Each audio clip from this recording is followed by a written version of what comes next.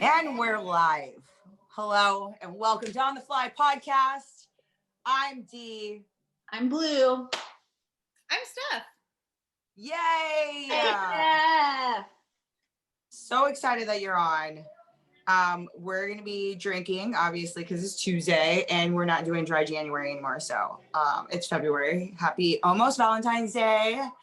My drink of choice is going to be Sapporo Light today because feeling a little Asiatic. I had some sushi, so we're gonna do that. And I'm taking shots of some Nagori sake. It's a pink bottle. It's pretty. It's cloudy. I prefer cold sake, but I feel like I drink warm sake more. I feel like I only drink warm sake when it's free. You know, like every time you go to sushi. Yeah, it's free if it's warm. It's expensive if it's cold. So, yeah, I prefer cold, but I'll drink warm. Yeah, who's picky when it's free? I'm drinking Royal Legend. It has little Elvis Presley on the bottle, which I love, and pomegranate cranberry. Getting that antioxidants in. Get it. I am drinking Martinelli's Gold Medal apple juice. My favorite apple juice. I love it. Okay, time out though. That is the best apple juice so around. Good. And if they ever stop making those little apples, the ones that you bite into? No. When just like that ball. The little ones. So in elementary school, I remember when they gave you your snack tray, they would give you those glass bottles, but they were like shaped like apples. What? So you had that, but it was shaped like an apple in a glass jar because everything was cool back then and everything came in a glass jar, which I feel like we should be changing back into because if we're bringing all this plastic shit, right? But yeah, it used to be apples. So I wonder if they do that still. Do you remember glass apple juice in elementary school? I always got boxed everything. Boxed apple juice? Yeah. Fuckers. I know. Do you remember when they went from paper bags to plastic and it was like you couldn't get paper anymore? Yeah. Yeah. It's like we don't know what we're doing. We're just flip-flop. No, because just get rid of both of them if you're gonna do anything. Yeah. 100%. We were almost there, guys. We were almost there. We got rid of the plastic. We were going to reusable or paper or whatever. Now we're all back to plastic again. Kind of sucks. New York was losing their fucking minds about not offering bags anymore. Like you had to pay 5 cents for we have bodegas, and bodegas are like liquor stores and grocery stores, like a bunch of things in one. And you go and you buy something and it gives you that little brown paper bag. They were charging for those, and New Yorkers were just losing their fucking minds over it. And I came here with reusable bags. So I've reusable bagged my life away. And so now I'm get with the program, guys. I have all of my reusable bags that I've had for 10 years. Are they the kind that you can fold up and put in a little pouch? I have those. Okay. I have all kinds of different kinds that I use specifically for if I go to the grocery store, meat goes in these ones. These ones are heavy duty for cans. This is what I have with me, just in case I accidentally need one. So you just have 4 or 5 bags inside of your purse? I have one inside my purse. Oh. I have them all in my trunk. They're all in my trunk. In my trunk, yeah. I also put them in my trunk, but then I forget about them. And when I'm in the store, I remember, but it's already I've gone too far, and I just pay the 10 cents for the bag. I've already gone too far, guys. It's already done. It's already done. It's already thought of. I'm already walking there and buying a bag. 10 cents. I already know. I like it though. Great apple juice. I usually mix that apple juice with some Jack. Apple juice and whiskey is very good together. It's really, really good. I'm obsessed with it during the holiday season because that's my preferred drink during that time. But we're going to start our podcast with a shot. I know you're drinking apple juice, but we're still going to do a shot. And I'm pretty sure you have some other fun activities that you're going to be doing today on this podcast. So you can do a little toke if you want. I will. And yeah, Just pour myself a quick. a big one, a little one, half each. Yeah, a halfie. Yeah. What are you doing? A halfie? Sure. Yes. Yeah. Cheers. All right. So While we're taking a shot, let's talk about On the Fly is available on Apple Podcasts, Spotify Podcasts, and YouTube. When you go to YouTube, make sure you like the video, you subscribe for your notifications, you subscribe and you hit your notification button. Just while we're shooting our shots. Goals. or inhaling our shots, either one. You are. Yeah. Well, I want to start off with saying thank you, Starbucks. The drive-through on 17th Street. You fucked my day up yesterday, okay? When your customer asks for almond milk because they might be lactose intolerant, you should give them almond milk or juice. Almond juice, let's call it the right thing because it's not milk. Almonds don't have nipples, so almond juice. But yeah, I died yesterday. Thank you so very much, you stupid drive-through Starbucks off of 17th Street.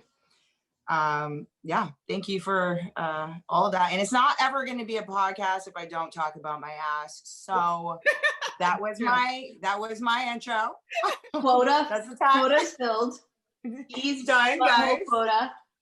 But that's not I the definitely only used ass that bidet yesterday. We have more ass talk later though, right? That's not it. I mean, I'm always down for some ass talk. Okay, good. But I feel like I'm so sorry. That's horrible. That's like that's so painful. I'm so sorry. Oh yeah, it was the worst. Surprised you went to Starbucks. So yes, I worked for Starbucks for 15 years. I do not go to Starbucks, but I found all these gift cards. So I'm like, okay, well, you can't get your $10 off the card in cash unless you use it down to $10 or you divvy it up. I'm just not going to do that. So Wait, I'm okay. Get back? Yeah, if it's $10 or less, you can get your money back off of the card. Oh yeah, I mean, they're not going to advertise that because they want you to come in and like buy it. But me being a Starbucks person that I work, so yeah, I just have money on the card. So I just like, okay, we'll go get some coffee. Yeah, Worst decision ever. Yeah, worst. Yeah, no, done. I forgot that you worked for Starbucks. Yeah, 15 years. I haven't stepped foot in Starbucks for the longest time. So I was like, just go and get some coffee. No. I'm just gonna stick to my little shops around here. We got Daydream Cafe over here. We got Moongo over here. So those are the little spots I like to go to. Yeah, local spots. Can you use those gift cards on like tumblers and coffee cups and shit like that? Yeah, you can do that. So like during the holidays, when I get those cards from people, I turn around and I buy coffee or tumblers or coffee cups or whatever. And I'll give like, the parents all love coffee. They love all that shit. Yeah. It's like white elephant gift, right? Is that the thing where you get something from your house and you give it away? Yeah. Kind of like that. White but elephant? Yeah, right? White elephant. Isn't that when you get something from your house? You don't buy anything. You have to find it from your house and then you wrap it up and you give it away. That's like white elephant gift exchange. Isn't that? I don't know. I've only done white elephant where everybody buys a present, but then you can steal from somebody else. Is that white elephant? I guess there's different kinds. So we have we have some porn here. And there's some shemale porn in here. So when those white elephant gift parties come around, that's the type of stuff we wrap. Man, now you guys know if you invite me to a white elephant gift card party, that's what I'm going to be for you. So what I do is I buy stuff that only I would like, and then nobody else wants to pick it. So I'm like, I guess I end up with it. Yeah. Fine. Here's what I do. I always buy people gifts and be like, but I really like it too. So I'll buy me one and then them one. So I end up spending like double the money. That's how I roll too. I'm like, well, I like it, but I'm supposed to be giving them a gift. I mean, sorry, I'll just throw that away. I tend to like do this thing with my fingers and stuff. I like need to be smoking a cigarette while I'm on the podcast. I don't know what I need to do. I think maybe that's why I take so many shots. You know what I mean? Because I need to do something and with my fingers or my mouth or something. I don't know. Is it like the hand to mouth motion or is it only your hands? I don't know. I'm like sitting here, Chris rocking it right here underneath the, like, I don't know what. I just have a little thing with my hands. So it's weird. Anyways, so how do we know Steph? I know her. We know her. I don't know. Do you know her before Second Floor?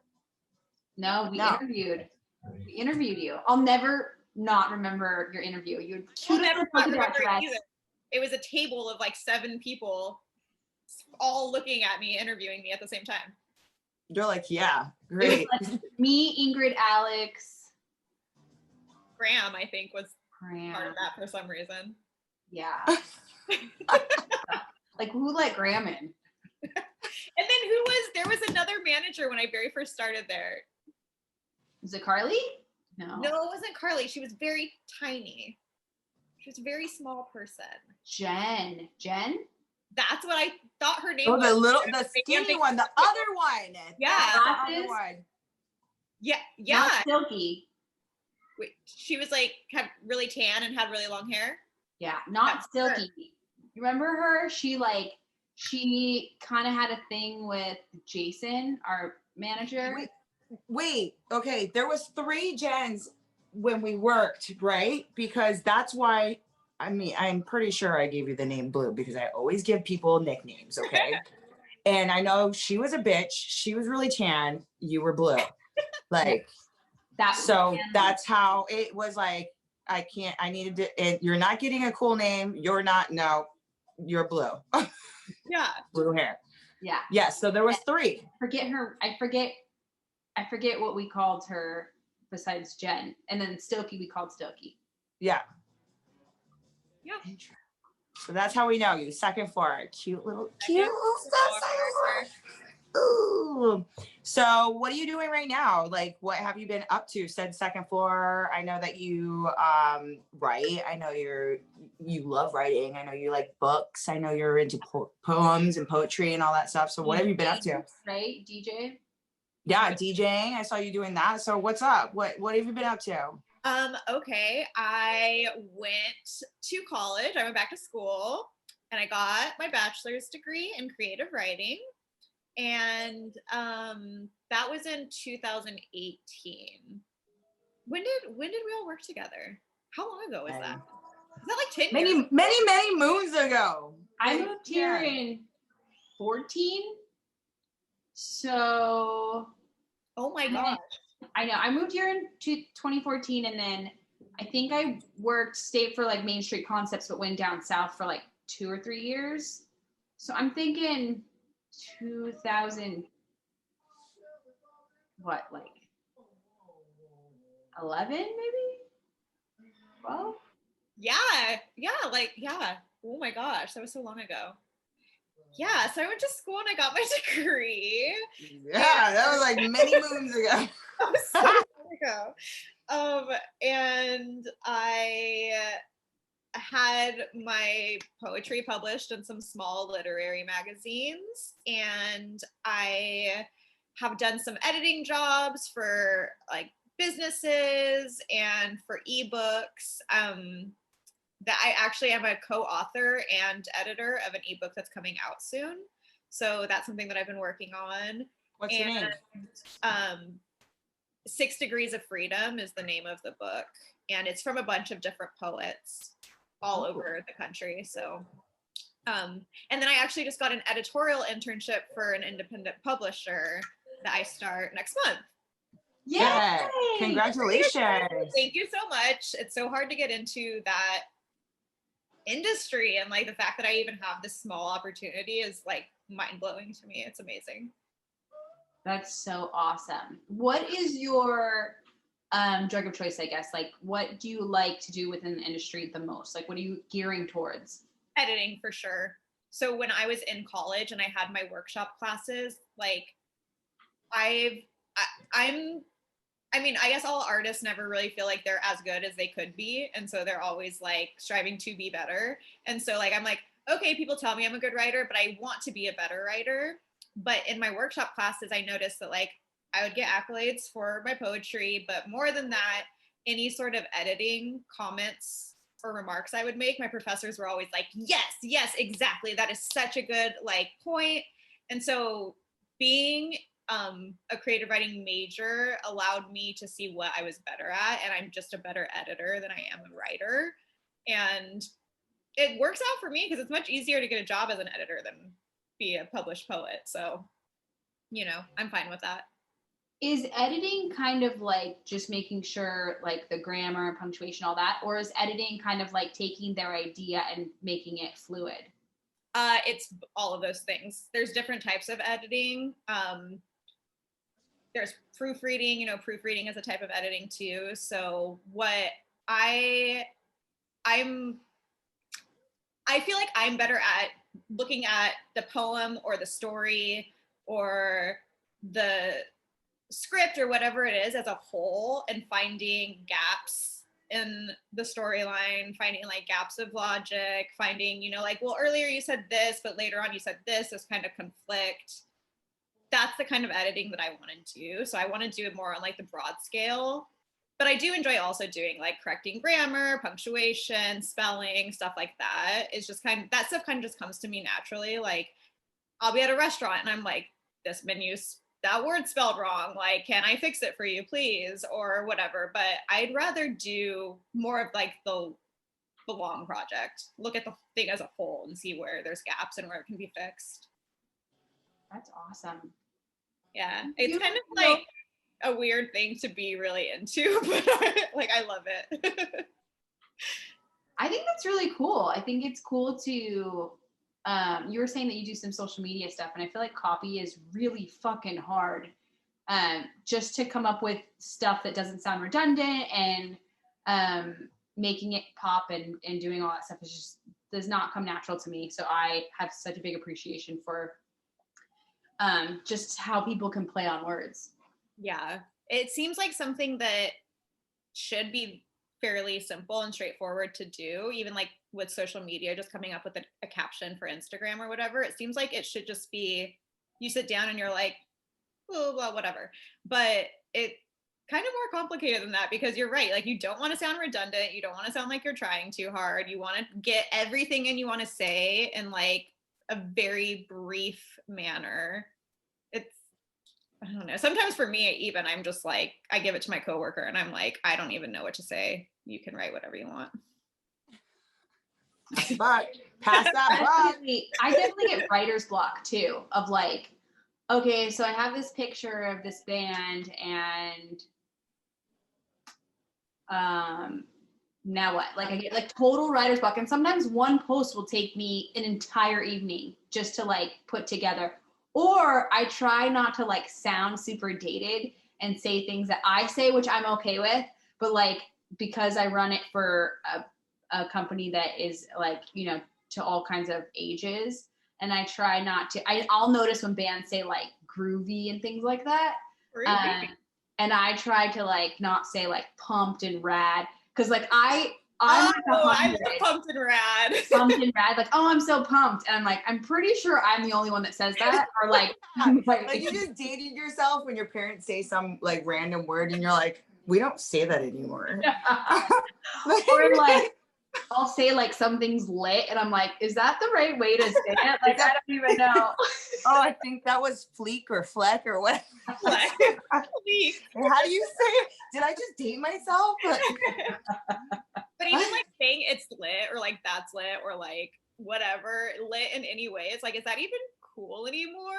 Exactly. That's like my point is I say things that I'm like 90s. Well, all that stuff's coming back too. So yeah. I don't know. Time doesn't exist to me anymore. Groovy definitely dates you. Like groovy definitely dates you. I feel like the bomb too kind of dates you too. Definitely the bomb. Yeah. Yeah. All the other ones. Sick. I'll be like, that's sick. But I don't know if that's like, is that a thing? I say sick too. I say sick. I say hella. I say all that. Yeah, I still say all that stuff. I think hella's outdated. I don't care. Don't outdate me. I think the only thing, see, I don't know, but I like work with young people, so they'll say things and I'm like, what did they say? They said something the other day that I was like, everything is facts. Like if you're like, oh, this is cool, they're like facts. Facts, yeah. Or they say perf instead of perfect. So I'm just like constantly just like the super fucking old, outdated person that's always like, did you just say perf? Because you can't say perfect. You should see her on Instagram live. Like this one's what? It was just your mouth. The whole entire live. I'm like, are you like the old person that's like, how do I get this to work? Yes. I was trying to put a filter on and I don't know what I'm doing. So the filter just like, it was this much of my face. And I'm like Instagramming live for like a half hour with just this much. You know, the whole time. No, I thought I just had a nice filter on. I had no idea of it. No, it was just her mouth the whole time. I pulled back, like you need to zoom out, zoom out. Or we're both like this, looking at the comments. That shit needs to be a little bit bigger. You know, old when you like look down at things. Like, why do fucking old people do that? They look down. They like over this. their glasses. They're like, does that help you at all? Like, does this versus this? Like, why do people? My mom does the opposite thing where I'll give her phone and she goes like, puts it out like super far. That's what my mom says. She's like, the older you get, the longer your arm gets because you're like this. And I'm like, I don't know, because I'm like this. I'm like T-Rex in that shit right now. I need a Botox this bitch right here because I'm like. I have it too. Yeah. Oh my God. I call it my dirty look wrinkle. Yeah, this is like my shitty attitude wrinkle. So I know last year was a little crappy, but it was a little pause. I mean, I feel like you can switch it any way you want last year, you know what I mean? COVID taught us a lot about patience. You know, patience. I'll tell you a little story. So Friday, we're opening the bar. It's our first day opening the bar, right? We're getting these lights, these little lanterns, Ray and I, right? He pulls them out of the container and they're all just all like this. And I'm like, oh shit. And everybody walks past us and they're like, oh, good luck with that. And I'm like, no, we got this. COVID taught us patience. Okay. We forget, got it all untangled. Guess what? They don't work. We had to throw them away. Oh. But patience. Okay. So COVID last year taught us a lot of stuff. What was like some of your positive things that you learned last year? Oh, I was absolutely. Or good things, positive, like, you know, anything that was good last year.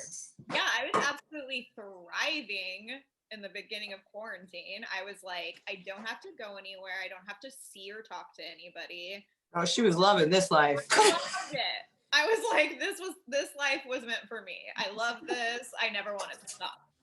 I wasn't working at the time, so that was like, you know, that caused a lot of stress, but no, I took advantage of it. And I just like was like, I have all of this downtime. I have so much. I don't want to just like sit around. So I started learning things and like planted a garden, obviously, because everybody planted a garden. Yes, everybody was plant moms. Everybody made bread. I started teaching myself French again, started teaching myself HTML again, started learning about like witchcraft and started like practicing and just like all of these things. And I just spent that time like by myself and was just kind of like, let's do a little introspection. Let's do a little bit of like self-improvement. You have the time to do it. You might not get this time to do it again. So really like invest in it and just try to like make the most out of it and make yourself the best Steph you can be. And that's what I did. And I loved it. And it was great for a few months. And then I went back to work and that was it. So you've been working pretty much the whole time? Yeah. Okay, that's good. I was actually working as a behavioral therapist for kids with autism during like the beginning of last year. And then Lou. And then that job was just like so heavy. So I ended up leaving. Now I work for a hat designer, but I was able to go into the homes and work with my kids. That I agree. I feel like living my best life is just like never having to have responsibilities or do anything, just like loving myself. Like that's my best life for sure. I was tripping out. She had to tell me, hey, take this time. Take this time to do something. You know what I mean? Clean your house, go like deep. As I was like, oh my God, I'm like already done with everything. I don't even know what to do. She goes, no, go through your whole house. I'm like, oh yeah, like I'm never gonna be able to do all this stuff ever. Those like fucking this is the longest drawers, closets, those things that you're like, one day I'll get to that. Yeah. Do that shit. Learn how to sew. Remember we did that, Dee? Yeah, we went one skirt. But you made it? I made a skirt. That's awesome. It doesn't have pockets. It does not have pockets. I was a little intimidated. I mean, I'm pretty sure I can go back and do it, but I made a skirt and you made a curtain. So yeah, we did that. Do you wear your skirt and do you have your curtains up? Yeah? Yeah, I do. It's during Halloween. Yeah, it's a Halloween skirt. Yes, it's like boo. It says boo and shit all over it. It's cute. Yeah, it's super cute. Yeah, but, I loved that part of quarantine of just like being able to slow down. I think for me, it like kind of taught me that I think our day and age is really focused around the grind and constantly hustling and worrying about money and what you want to buy and I have to go here, I have to do this. And it's just a very hectic lifestyle that we live like as a culture. So I really loved the idea of slowing down and kind of like for my family, getting that fundamental aspect of like spending time together, turning the TV off and like not having and just being really present. I loved that like quarantine, I feel like reminded me as to how important it is to be present. I don't think having a job and like all the shit that we tend to have to do lets you be present. Like I even struggle now, slowly coming back into the world, not being present. Yeah. But it taught me how important it was and how much I loved it. Yeah, definitely this whole time you have to look at it as you seeing what's important. And I know a lot of people didn't go back to work because they realized it wasn't really that important.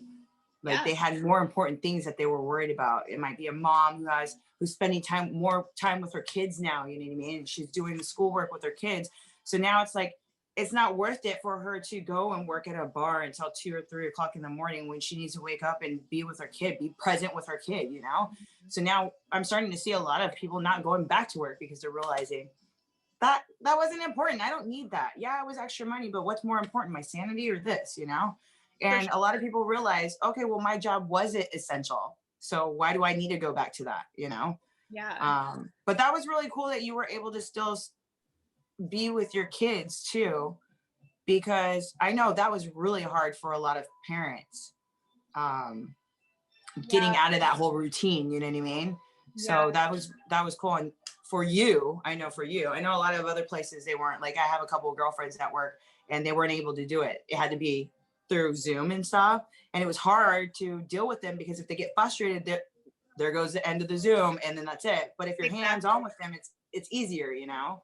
That's what, like, for the first part of quarantine, we were doing Zoom sessions, and it's like, I am supposed to be correcting your behavior, and I can't do that through the computer. I can just be like, look at me, pay attention, and then like my kids are just like so smart. They're like, oh, press that red button and I can leave, close my computer and I can leave, and then they always play it off like, oops, like I didn't know. But it's like I can't do so much here. Like I need to be with you in order to be correcting these behavioral problems. Can't do that over the computer. It's so hard. Yeah. And I think too, like for all the people who had to work from home, it's really hard to it's working from home is like difficult with kids and then having to do all their responsibilities as well. I think it was hard for a lot of people. Like I had my kid's 4. So it was like, like paint a tree, it was like such, and like watch this YouTube video and like read this book. It was like so easy. But for like the people who have the curriculum and like how to teach them math and all these things and work from home, and do dinner in house and all this. I understand like all the aspects of it, of like, some people were like, I need my kid to go back to work for like sanity, for my job, for all these things. My experience in particular was just like great for my experience in particular, you know? Right. Yeah, that's how I feel. I'm like, I was very, very lucky. Like I was able to continue working throughout this entire year. I've had a place to live. Like I've been very lucky. I haven't had any family members that have been sick from it or anything like that. And I totally get that my experience is completely different than so many other people's experiences. But at the same time, it was also like for me, because I've like always struggled through life, and it was just kind of like a moment where I didn't have to struggle for like a few months. And like that was such a big relief for me, and to kind of just be able to reset and then go back into life, doing life all over again. So yeah, it was weird for me because I've always had multiple jobs. I'm always doing something, you know. So to not do anything, I was like, what the fuck? All the people, I love being around people. I love meeting people. I love gossip. I love like I love everything. And not to have that, I was just like, what's going on? So it was definitely different, but I like the fact that I got that experience because it taught me so much. Taught me to calm down. Taught me to, you know, be patient. Taught me to look at other things. Taught me just to chill out, like chill out. But I also feel like it taught you to appreciate how much you're good at being around people, that you're really good at like these outgoing people body, like you're a good bartender, you're a good customer service. Like I think it was like a good reminder too of like your strengths. Yeah, going back to work, definitely. Yeah, it was just missing everybody and just getting into the weeds, you know, just like I'm like, I love it. I love it. Like, that's what I thrive on. I miss that, honestly. I do, because I really thrive in like high tense situations, like in the service industry. And when I have jobs where I'm not like feeling like I'm in the weeds, I feel like so bored. Like I'm like, I want to be stressed out right now. That's probably why you like editing too, because it is like you're editing somebody else's stuff. So it's kind of like being in the weeds, you know, it's a pressure, you know what I mean? Like you are going to better this person at whatever they're doing, whatever their story is, you know? So I feel like maybe it kind of, I don't know, in a way, I don't know. Does it? I mean, maybe. Yeah. But it's also like me kind of doing that within like my own space by myself instead of interacting with so many other people. Exactly. You're doing it your own way of interaction. Yeah. See? Me and Dee always talk about when this is over and like life is normal, what's some of the things that you're going to do? I'm going to have to relearn how to integrate into society. And he's like, I've been alone for like a year and some odd change. I don't know how to interact. That's what we were just like, talking about. She's like, I think I ended up being introverted this whole COVID thing. I was already kind of like on the verge of being an introvert, and then I was just pushed right into it, and now I love it. And I'm like, do not talk to me. I want to hang out by myself with my cat and watch a movie. Like, I'm good. Thank you so much. Oh, I'm all about that. Give it to me. Like, I like being all like, you know, into the people, I know groups of people, but I'm like, I really like just chilling at home and cuddling with the kitty and the monster and just chillaxing. I don't want to be out there. I don't need to be out there in front of, it's cool. I'm working on making money, but yeah, I like it. It's made me appreciate that a little bit more. I've always been like a little borderline socially awkward when I meet new people.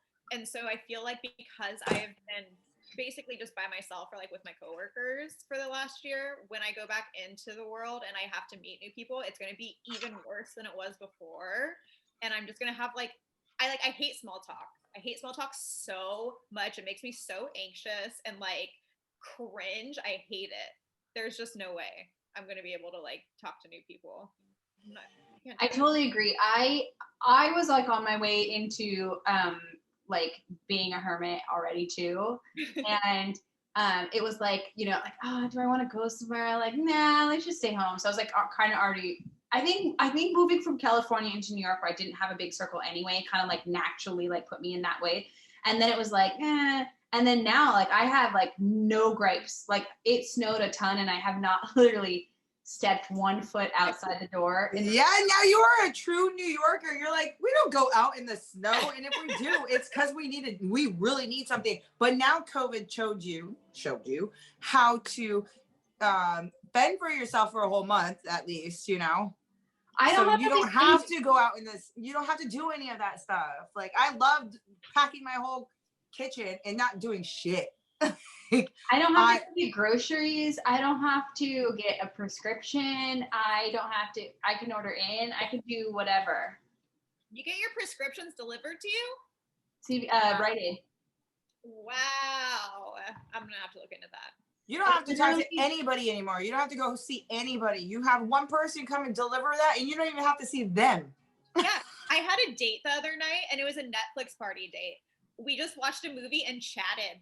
It was the coolest thing ever. Wait. So okay. So you had, like, was it like a date, like just like this, but you guys watched Netflix and you guys just talked, or no, like? Okay, so what it is like, it's a Chrome extension, and let's say like the three of us want to watch a movie together. Like, instead of, because my ex and I used to try to watch movies together, and we'd be like, okay, ready, 3, 2, 1, play. Like, try to like get our videos to play at the same time. But for this, you're just like, okay, let's Netflix party. This is the movie I want to watch, and it gives you a link. And then I would send the link to you guys. You'd click on it. We would watch the movie at the same exact time, and then there's a little chat box that pops up in the corner, and you can just on the thing. Yeah, and you just tap while you're watching it. Can we please make a movie club and watch like The Craft and? Oh my God. Stop it right now, because I just started a book club, and I want to start a film club. So that was my next thing, because I was gonna say, like, because you said something about your book club. I was watching your thing, and you're like, oh, first book for the book club, and I'm like, oh, okay. Where's the book club? What book are you guys reading? And yes, we need to do this whole movie thing, because that would be amazing. And I didn't even know that thing existed. So that's how old we are. And Amazon, so we could watch. We have options. So you have to do this whole like Netflix thing is on what, like just Netflix, and you just join a group, or what? How do you do this? What do you do? What do you mean? Like, how to movie club?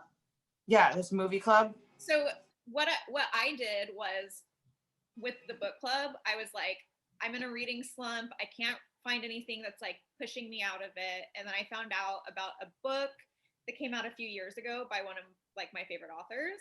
And it's supposed to be like a really scary horror novel. And so I was like, okay, I feel like he's a really easy read. I could get into that. There's like a million amazing reviews about the book. So I asked my coworker, do you want to read it with me? And she was like, okay.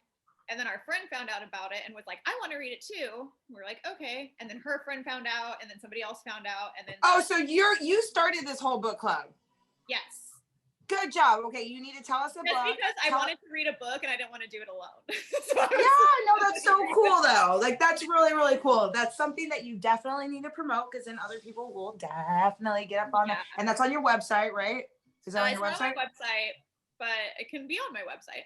You should definitely do that. Is it something you encourage, like more people to join in?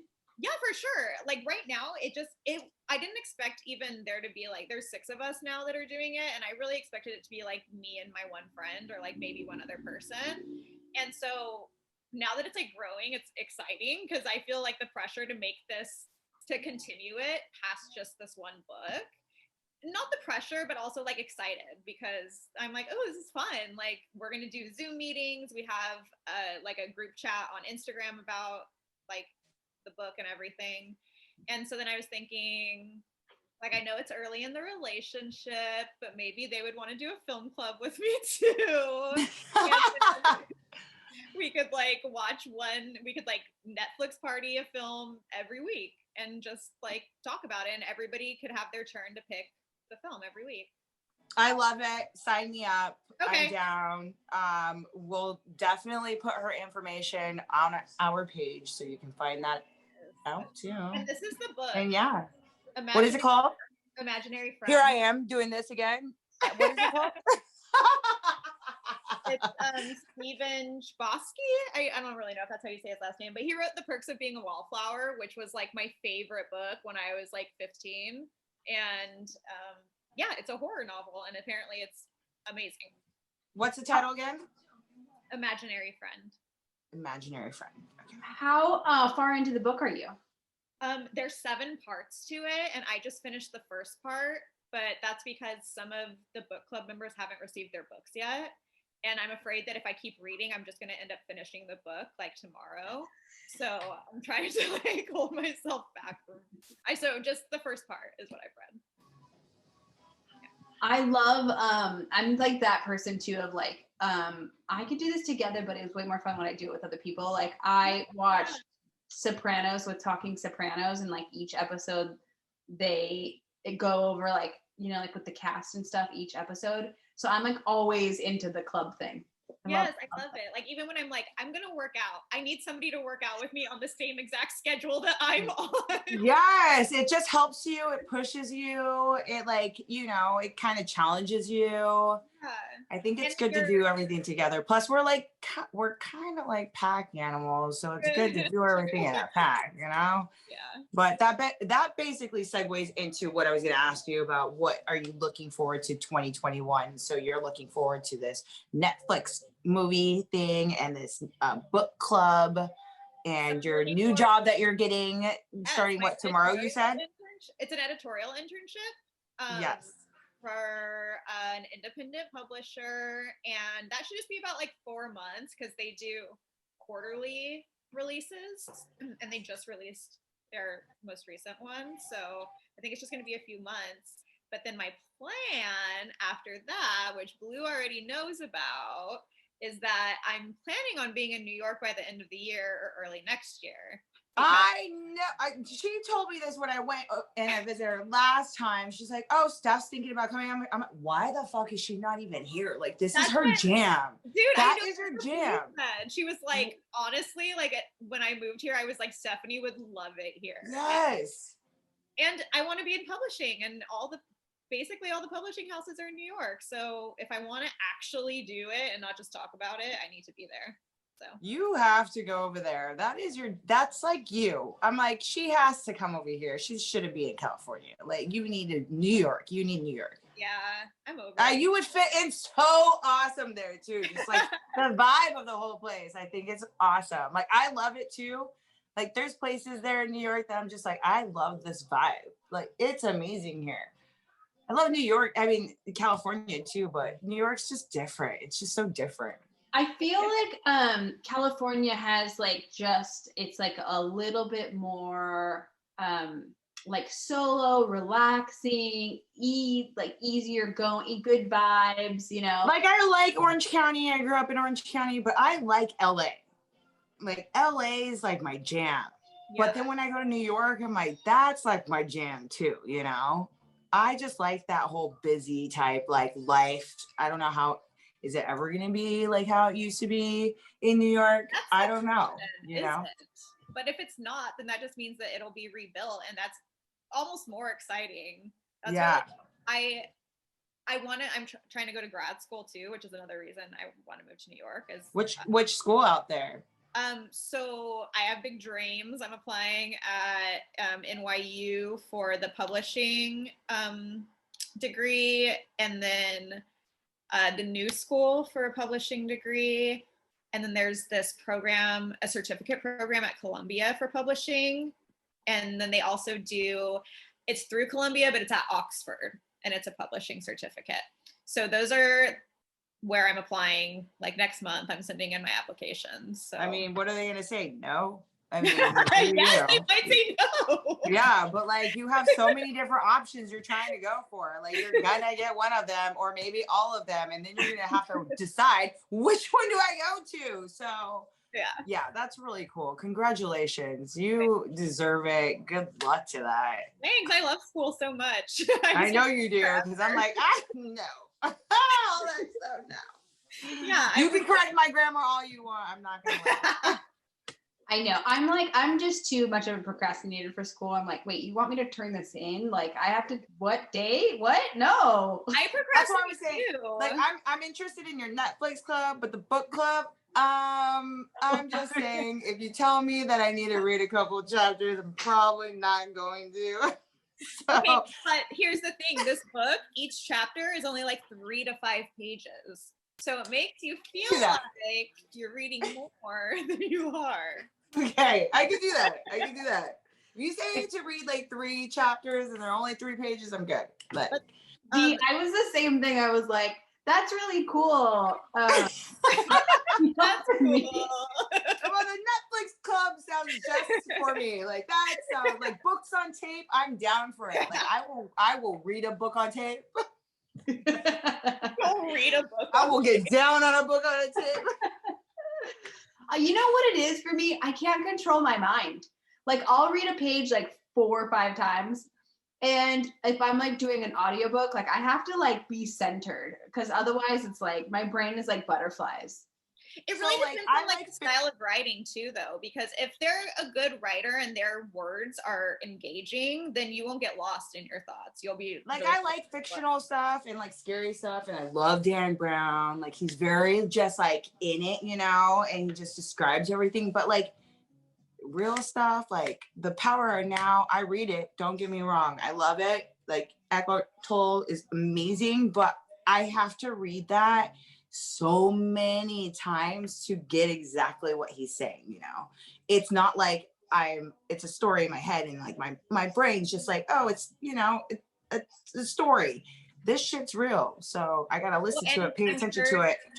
They use like more academic words probably in that too, and using academic words kind of like takes you out of the story because you feel like for me at least, I feel like I'm like reading a textbook and I'm like back at school and I'm like having to like retain this information. So if it's, I like nonfiction, but if it's fiction, I need it to be like a documentary or something. Like I'd much rather, if it's real life stuff, I want to watch a documentary because I'm that's how I like documentaries too. I love documentaries and stuff like that. I love nonfictional stuff, but the real shit I can't get with. So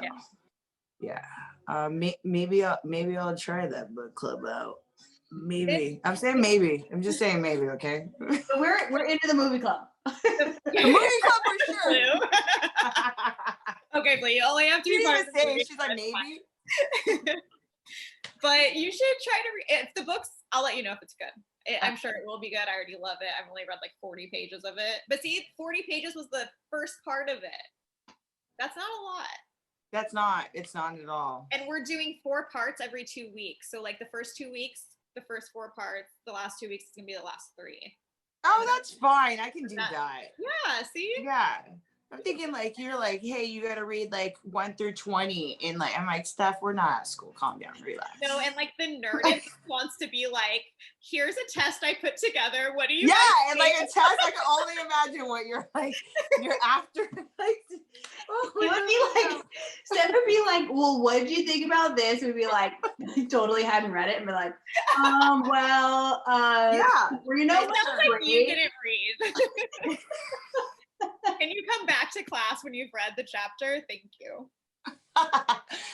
So, how about DJing? Are you still DJing or no? Is that pretty much on pause because all the bars are closed down? Yeah. Are any of the bars opening up? I mean, all the bars You're are in Long Beach. It's just out. Yeah, it's just outside seating. Okay. So there's like, how did you get involved in DJing? Because I missed that part. So I had a friend who was a DJ and she started something called Girl School. And what it was that she was going to teach 2 new women every month how to DJ. And then they were going to showcase at the end of the month what they learned and all that. And she asked me and somebody else to be the first 2. And so she taught us, we spent like the entire month learning how to DJ. And then at the end of the month, we DJ'd at this bar, Good Bar. And like, I was so nervous, I threw up in the bathroom before. Like, I was so nervous. And did you take a shot before?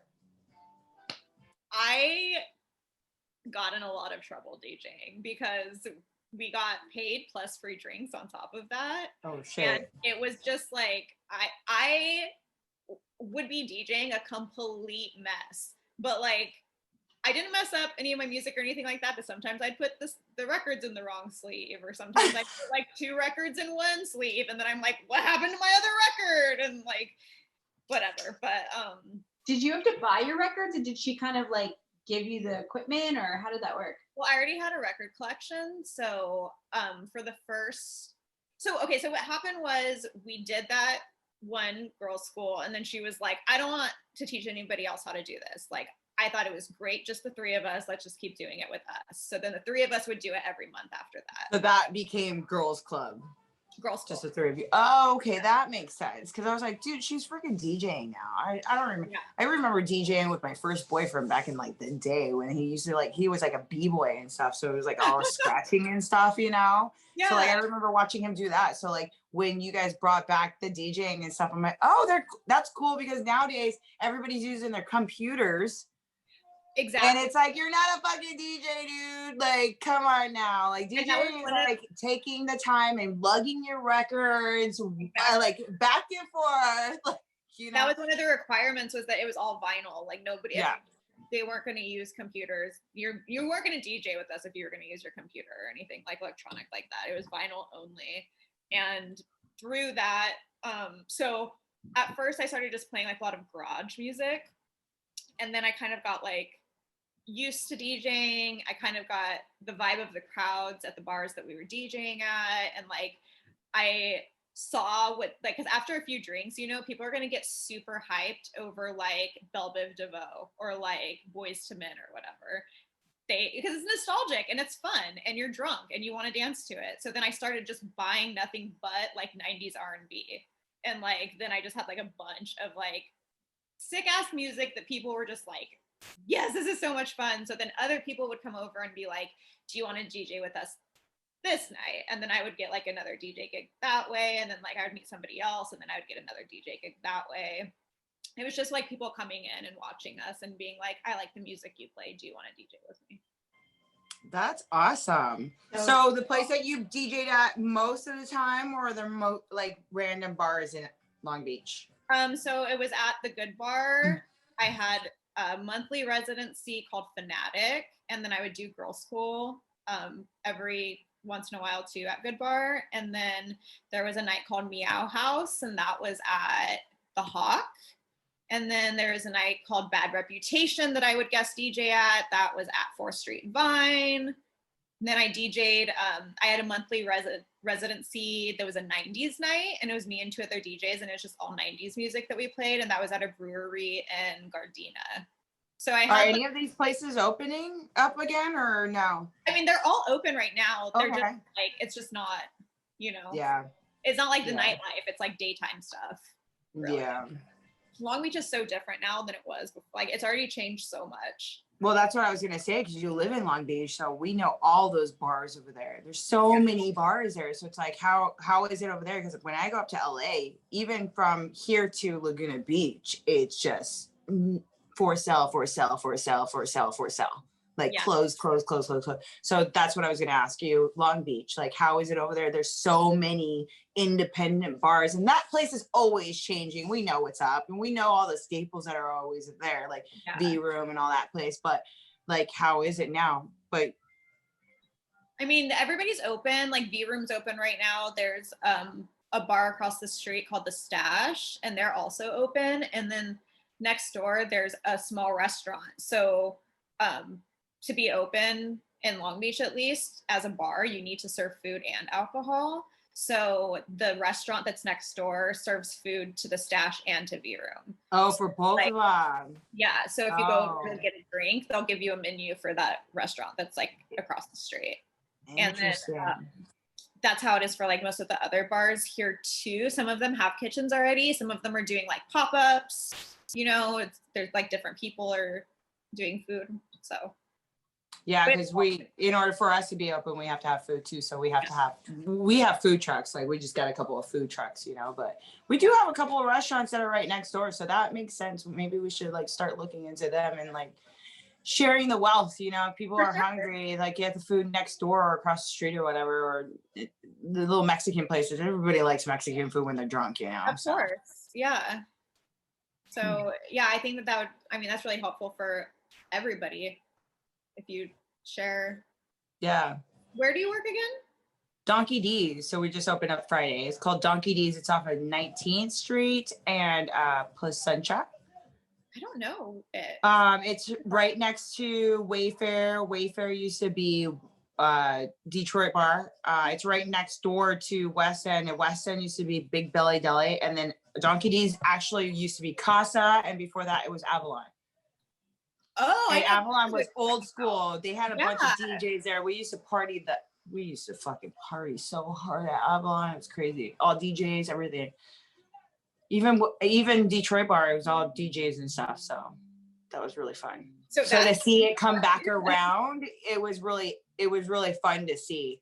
Because for a second it was all computers. It was all computers. And it's like such a boys club too was another reason she wanted to do an all women collective, because it's all dudes. Yeah, you don't see a bunch of chicks all the time. It's all dudes, and then they all started using their computers, and then the chicks that were coming out, like some of the chicks from HB, they were all still using their computers. Yeah, big tits and all that stuff, sex sells, but like if you could DJ with some records and get it right, like that's the shit. And you're a female, that's the shit. I know it like blew my mind how simple-minded men became to me when I was a DJ, because I could literally just put a needle on the record and I was like this amazing, like they couldn't believe that I could actually play a song on my record player, and they're like, oh my gosh, like you're like, you DJ, you played that song, that's so cool.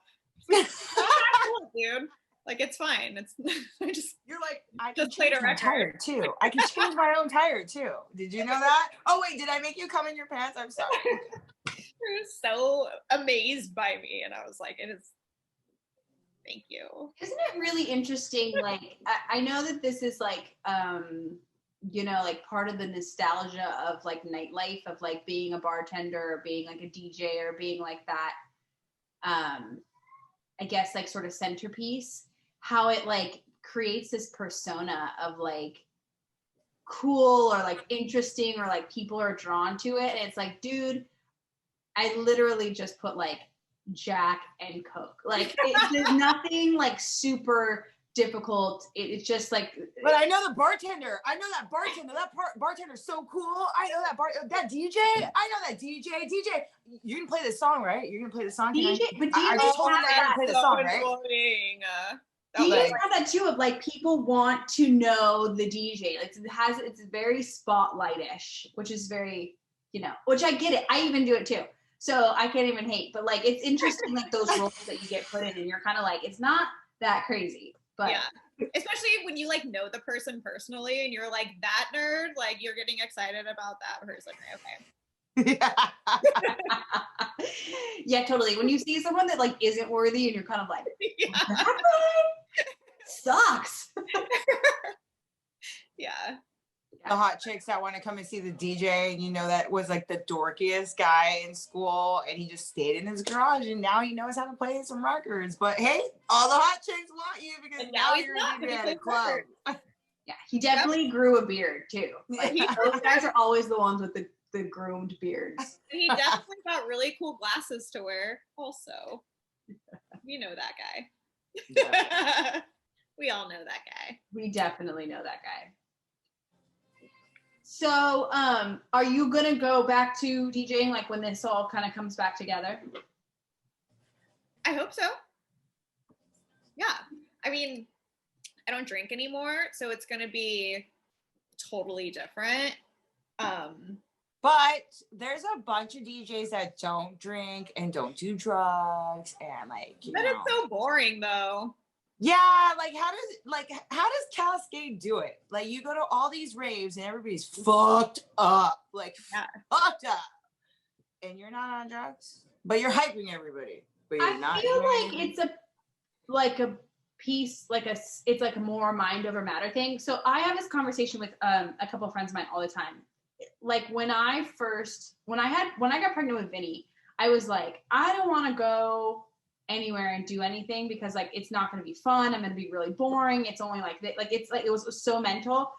And then it got to be like farther into my pregnancy, and I had to like almost talk myself out of it of like, why can't it be fun? Because, and that's the interesting thing, like Nick doesn't drink like very much, and he has a couple of friends that are completely sober, but they're out all the time and they have a really great time. So I was being pregnant, I couldn't drink, and I was like in my head about it, like, this is gonna be, I'm gonna be boring, like this is gonna be stupid, like I don't really want to go be around these drunk people, and like but then I went anyway.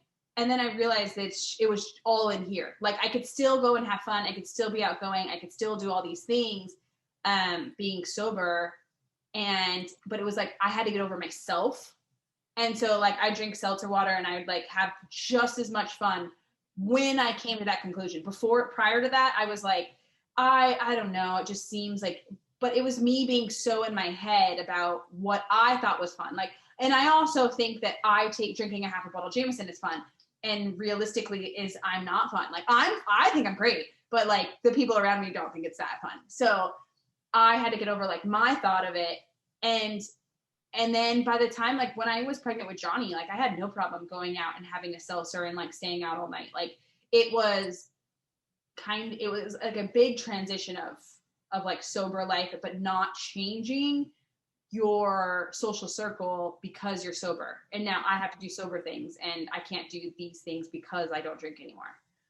Well, and that also kind of shows you who are the friends that you actually like value and who are just the party friends. Because if you're going out with people and you feel like you have to party to be with them, they're not really your friends. Those are your party friends. If you can go out and be sober and have a great time, then like those are your real friends. Like those are the people you can be comfortable around. And duh, like we were kids once. We didn't drink all the time when we were in high school, and we had so much wait, fun. you didn't drink in high school? No, I did. Not everybody did. But yeah, like, you know, obviously it's just because and especially because we've been like conditioned working in bars and restaurants forever too. And it's like when you work in the service industry, that's just like what you do after work. You just go out and you have drinks with your friends, and then that just becomes like your nightlife is like going out after a shift and like drinking or drinking at work like we did at Second Floor. Yeah, or being like, I am not gonna drink today, and then you're like 45 minutes into your shift, and like, do you want a shot? Like, you're already drunk. Of course I want a shot. You're like, duh, I have fries and like 17 shots. I'm good tonight. And then we're gonna go out after the shift, right? Yeah. Exactly. Yeah. So it's also so, like, I mean, so you're not drinking anymore because of health issues. Okay. And that's good because now you're able to focus on everything else. And you saved money. So you're pretty much winning. And I'm not allowed to eat fried food. I'm not allowed to eat. Wait. This is Stephanie, queen of fucking French fries. You're not allowed to eat. Okay. I'm still eating French fries. But you bake them now. You bake them. You air fry them. I do bake them. Okay. I'm like, that's the only fried food you can have are French fries. I'm not giving up French fries. Yeah, no. But everything else, all other fried food, like, yeah, I can't have caffeine anymore. I can't, like, nothing fun. I can't have anything fun anymore. So I'm forced to be healthy, but it's good because I probably wouldn't be any other way. So. It's okay though, because anything fried, you can air fry it now without the oil. Yeah. So you're technically winning still. I'm technically on trend right now. So 100%. Air fryer is the best thing ever. I'm obsessed with my air fryer. Where'd you get yours? I got mine for Christmas. I got mine from Target, but it was cheap. And then 2 weeks later, I found one at Costco, and it was way bigger for the same price. So I'm kind of upset. So anybody who's looking for an air fryer, Costco. That's me. Costco. I'm looking for an air fryer. And Costco. I was going to get the Target one because it was like $60 or something. And I was like, yes. No, Costco. Get the one from Costco because it's bigger. You're going to need a bigger one because this one's too small. Like, I need a bigger one. If I'm going to put pizza in it, I need a bigger one. if I'm gonna put fries, because you know you're not gonna eat just this much fries. You want some fries. You know you're gonna get high. You know you want some fries. You know you want some dino chicken nuggets, panko crusted with that too. Oh my gosh, Oh, yeah. I just started eating chicken again and I totally forgot about dino chicken nuggets. Panko crusted dino chicken nuggets Oh and fries in an air fryer. You're good to go. I'm so excited. An air fryer is like just as good. Just so you know, we're going to talk about a good 5 minutes on an air fryer, guys. So if you don't want to hear this, fast forward, okay? Because I'm just telling you, when you are 35 and up, you get an air fryer. But now the kids that are 25 and up, they're getting air fryers. We're kind of late to the game, yo. Like, I feel like we lost all the young ones when I was talking about being pumped. I think they all fell off like right then. Like pumped, rad, ew. you're like, oh, how old are these bitches? Like, what? Yeah, they were all like, unsubscribe. Yeah. Oh my goodness. So what's going on this year? So what's the trend? Okay, so right now we're in vaccines, right? I'm just gonna ask everybody this question because I think it's important and I want to know everybody's opinion because I want to know, right? Vaccine. You getting the vaccine or you're not getting the vaccine? I'm super against it. No. Against it. No, I'm getting it. 100% I'm getting it. You're getting it. Yeah. Okay, so now I just heard that they have another vaccine and it's not a two-shot vaccine. It's a one-shot vaccine. And this vaccine actually, is it from Johnson & Johnson? I think it was Johnson & Johnson. Johnson & Johnson, one shot. And it actually will help with not transmitting the virus now. Did you know that? Well, I thought that they didn't know yet if they still carried the virus because okay, I thought it said that was like the one thing that was different from all the other vaccines. So all the other vaccines, like you can still get it or give it, right? Yeah. But you just get, so Johnson & Johnson came out with one shot and then I think you like they said that you can't give it. So that's what I was like, well, how did you guys come up with this where everybody else has these, but yet yours can't? So yeah, that's basically, you're going to get it though. Oh yeah, I'm going to get it for sure. Like okay. Well, you have the kids too. Like you're a teacher. So. Oh no, I'm not. I don't do that anymore. Oh, you don't do it at all anymore? I stopped doing that in October, I think. Hi, Radar. Hello, little kitty. He wants treats. Yeah, he does. He's probably hungry, huh? He's like, here's my asshole. Give me treats. Always. He doesn't treats until 7. He knows that. He's just a little brat. And he like tries to punk me into giving him treats. So he'll start like chewing my shoelaces off of my shoes or like going and eating my plants or like he'll try to eat my hair and he'll like punk me into getting him treats. Well, you know what? At least you feed and you water your cat because I noticed yesterday my cat had 0 water in his bowl. Oh no!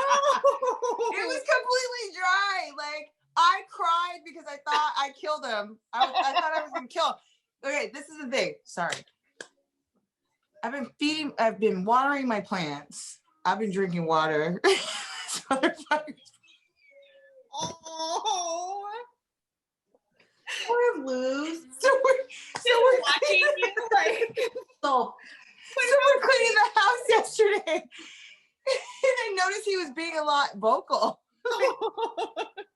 He was coming up and like meowing at me. Like he doesn't really do that. He's not very vocal, you know what I mean?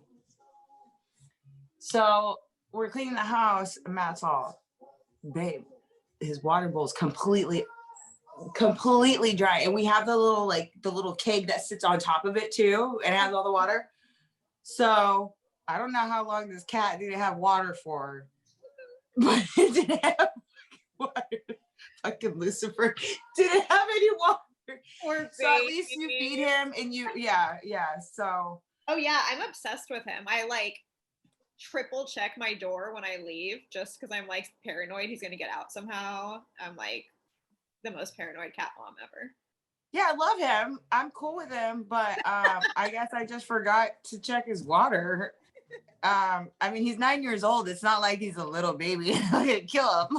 I mean, he's been alive for 9 years, so we're good to go. But yeah, moral of the story is check your cat's water. Make sure they have water. Really, While you're watering the plants, just Yeah. So then I was wondering why he was staring at me when I'm watering the plants and shit. He's Like I'm drinking so water. Mom. He's all doing this. What the hell you want? I just want some water, Mom. Meryl, you don't want this water. It's for the plants. Yeah. oh, sweet baby. Oh, look at him. He's like a little shoulder. He's like a bird cat. He's obsessed. He just always wants to be near me. Yep. I And his remember when you butthole. got There's my butthole again, Mom. There's my butthole again. See, I told you we weren't gonna finish, without talking about buttholes. Sweet baby. Look at that. I remember when you got him, he was just a little tiny little. He was so tiny. He looked like a little rat because he was abandoned and all. They thought he was a girl because his balls went up inside of him because he was all emaciated. Oh yeah, I remember when you got him. He was so sweet. Yeah, and now he's all big and fat and happy. I love it. That's Oh. sweet one. Yeah. I haven't had animals in so long, and it makes me so sad. The other day, I was like telling Nick, I'm like, when are we like gonna have an animal? And he was like. Is he slow only down. allergic to cats or dogs too? He's allergic to both. Oh. Yeah. I think he's lying. I think he's lying and he just doesn't want animals. Sneak a cat in. Yeah. Just sneak a cat in. I know. He's allergic to seafood as well, and I'm always like, no, you're not. Like, I'm just gonna give you some seafood and just try it out. Oh, he doesn't like seafood either? Oh man. Oh yeah, we're gonna have to go get some But he lobster. can or eat other something. animals. He can eat like chicken and beef and pork and all that. Yeah, it's like shellfish, and he only had there's like a specific dog that is good for allergies. I forget. Poodles? Poodles are good for allergies. Have dander. Yeah, poodles. Poodles are anti-dander like dogs.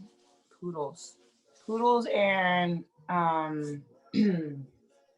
like anything that's a labradoodle, like anything that's a doodle is like good allergy wise.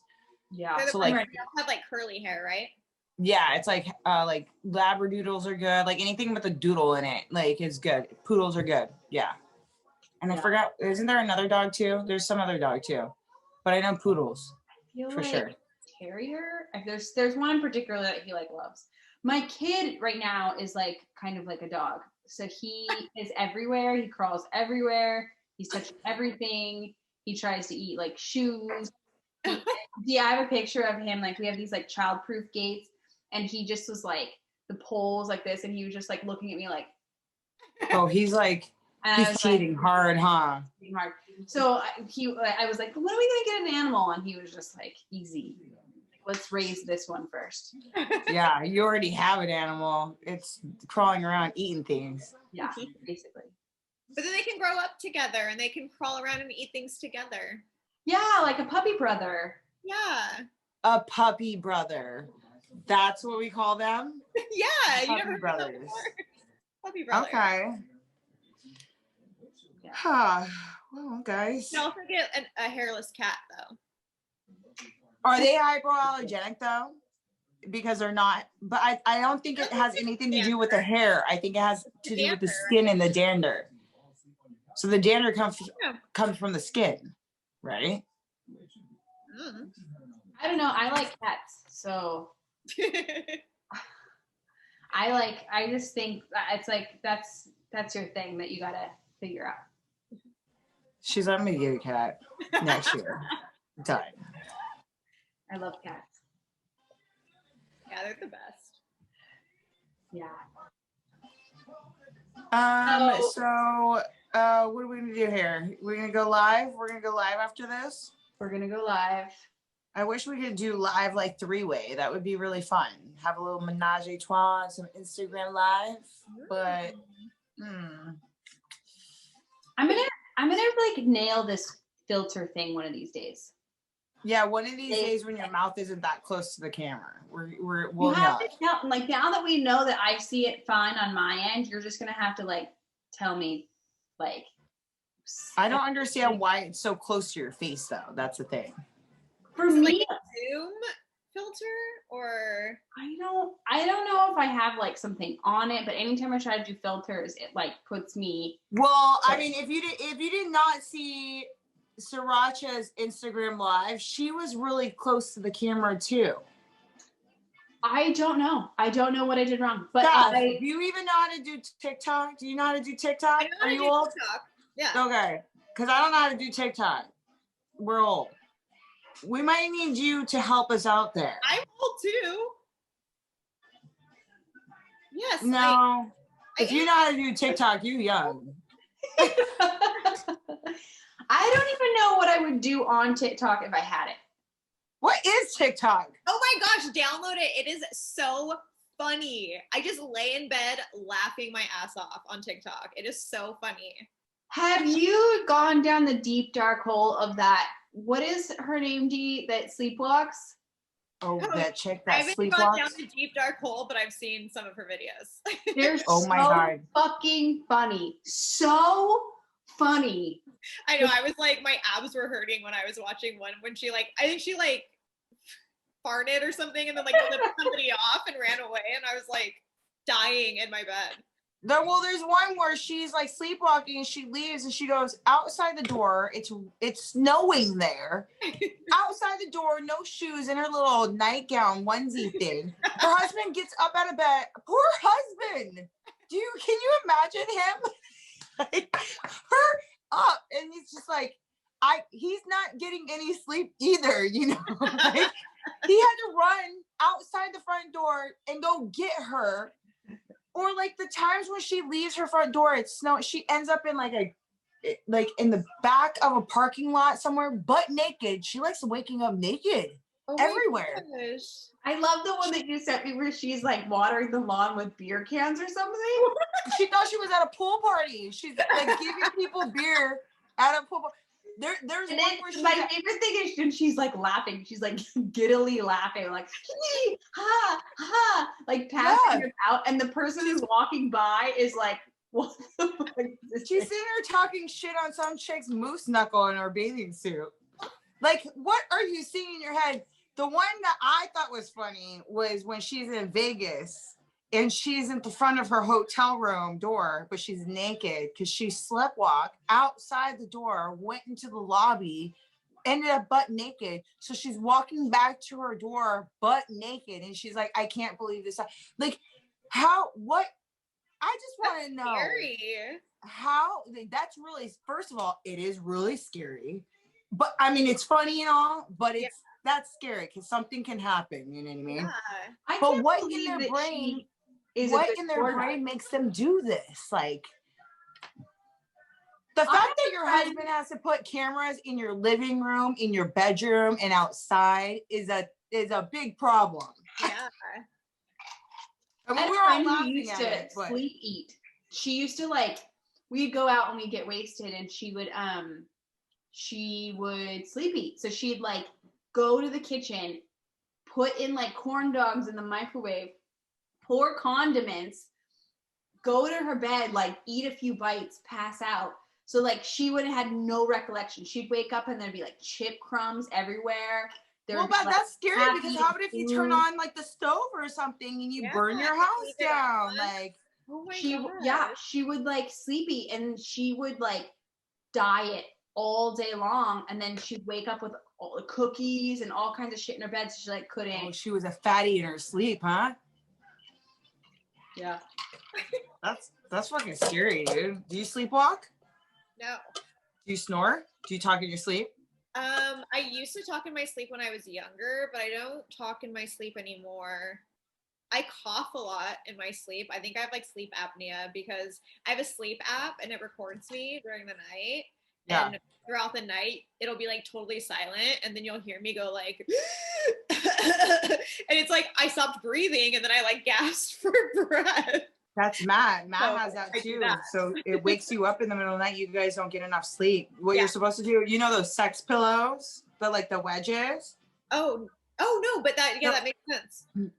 So if you get one of those and you sleep on that, because it kind of like peps you up, it kind of inclines you. Because the whole thing is your throat gets your tongue gets fat, and it hits the back of your throat. So when you're sleeping and it goes, that's what you're waking up to, because your tongue is like suffocating you. So Ugh. if you post up or have like a couple of pillows up, it helps you not like your tongue hit the back of your throat. When So that's what was drinking, it was like horrible. And then when you drink too, it's even worse. Yeah, now that I don't drink anymore, it's like it only happens a few times throughout the night. But when I was drinking, it was like all night long. Because you know when you drink, you're out. You're out. So imagine your fucking fat ass tongue just like like choking on your like a fucking dick. Yeah, I definitely snore when I drink. Like just fucking out dead to humanity. Matt likes to talk to me when I'm sleeping, and I'm talking in my sleep. Because when I get really wasted, I tend to talk in my sleep, and he asks me questions. It's kind of fucked up.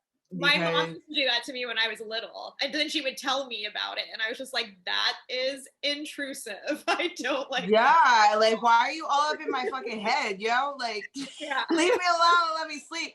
But I say the most random shit. Random shit. And he's just like, what? And I always wake up because I hear him laughing. So that's how I wake up. See, like, that's what a are you doing? TikTok that you could do. You could record yourself, and then you could post videos of you talking in your sleep. You'd be TikTok famous.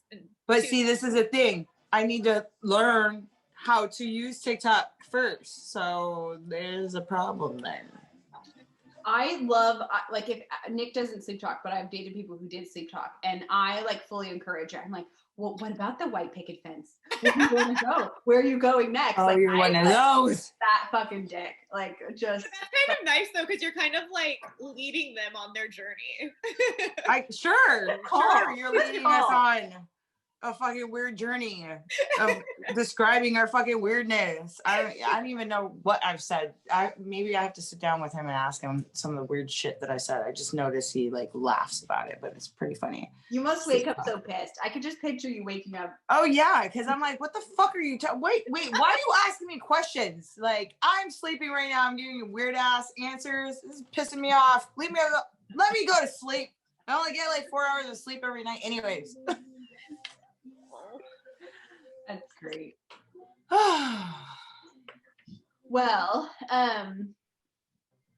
I think it's a good time to remind everybody to follow us, subscribe to our channel, make sure you hit that notification button. That'll tell you when we have new videos pop up, and follow us on all social media platforms, Instagram On The Fly Podcast, Apple Podcasts, Spotify Podcasts.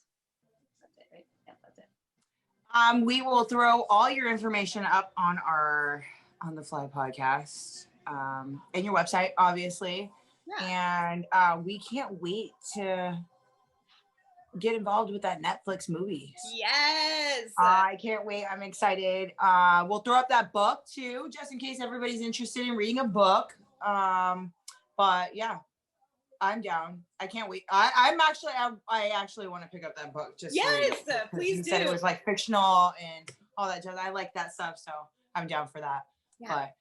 But absolutely. Yeah, guys, thanks so much for check us out. Hanging, and it was really fun. I feel like I haven't seen you in a while, so it was great. I know. I miss you guys. It's been such a long time. I'm so happy that you were like, yeah, I'm totally down. I'm like, yes, we got stuff on. So. Honestly think the last time I saw you guys was at Blue's baby shower. For Vinny? Yeah. No. Yeah. Oh my, wait, where were we? I don't know, where was that? It was in Mexico. My sister's house was the last time.